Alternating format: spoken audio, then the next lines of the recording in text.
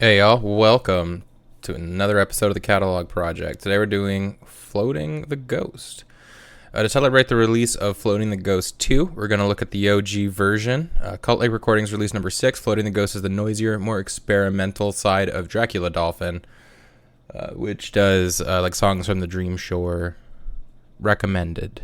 Check it out. I have DD collected. They sent me that whole care package. I will link that in the description too, because they deserve to be checked out. I'm pretty sure it's one dude, but I'm gonna say they. Give the veneer of lordness. But yeah, so I honestly hadn't heard this album. It was like on the. I listened to too much music, but this was on the list, and I got the Bandcamp notification that Floating the Ghost 2 came out, and I was like, well, I owe it to the label to check this one out. So I did, and boy.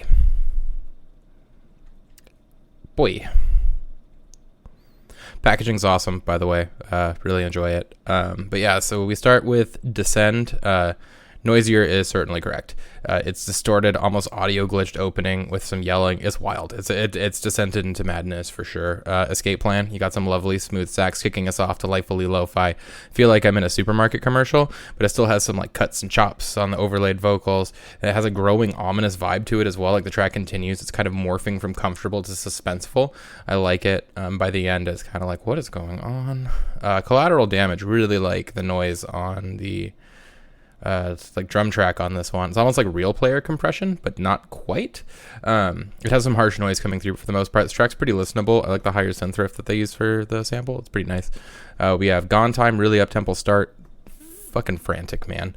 Lots of repetition on that initial loop until we get some synth swelling, but it's gone as quickly as it shows up. It's like literally, and then it's gone. Yeah, it's wild, and then it gets super chaotic. I was like, what have I gotten myself into? I was like, is this what 90s journalists think video games sounded like? It's cool though. Didn't hate it. We got Thought Process. We're kicking off some cool drum beats with some pinched up synth layering out onto the track, and we get some heavily reverb and distorted vocals that are almost more percussive to me than actual words.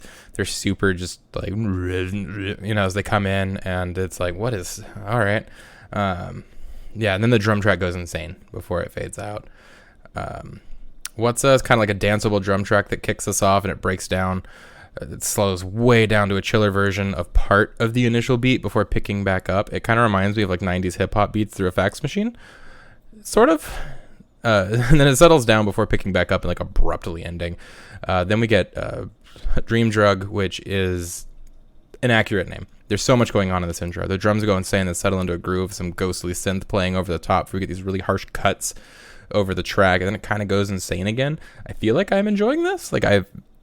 It's really weird, but it's fun. Then we get Drilling Down. Drilling is certainly a good name. Sounds like one's going off to start the track, but then we get a hard cut into a vocal line into some super harsh noise. It's almost hard to pick out anything. It just kind of washes over you before fading out into some ticking, before hitting a vocal line again and plunging you back into the chaos, which is literally the next track, Chaos World.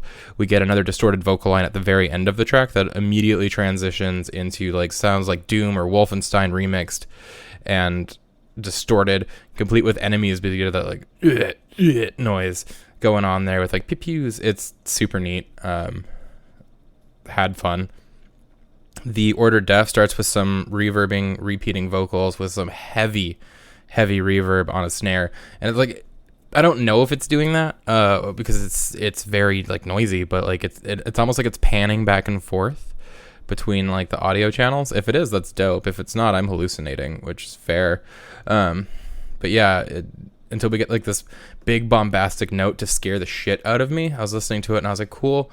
I'm like falling into this bam. I was like, what is happening? But yeah, then it fades out and leaves us with some of the reverb, snare, and vocals. The last track's out. We get this huge distorted intro leading into a really serene synth riff that just trails off into nothing. And my favorite part about this album, outside of it's pretty cool, is that it's all on one side, so you can flip it, and you don't have to deal with A side, B side, which is really nice. But yeah, so we got that. It was dope. Conclusion, I guess. This album is not for everybody. I would say like if I was in the wrong mood, I probably would have been real mad about it. Like, oh, what is all this noise? But today I was just like, yeah, like let's check it out. Let's have some noise. And I think if you go into it knowing that it's pretty experimental and pretty noisy, you're going to have fun. It's going to be pretty cool. You're going to like it. If you go into it not knowing what to expect, it's going to punch you in the teeth and you're not going to be happy. But I liked it. I thought it was pretty cool. I'll be honest, like I kind of want to throw a 4 at it. Like, it's not perfect or anything, but it's not bad. Like, it's I don't know, like 3.5. No, we're not doing points. We're gonna round up to a 4, and I feel like that's fair.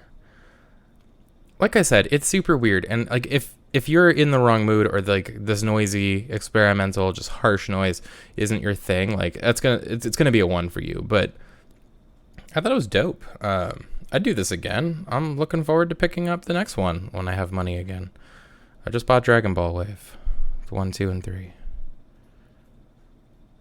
Yeah. Anyway, thanks for checking this out. Hope to see y'all again.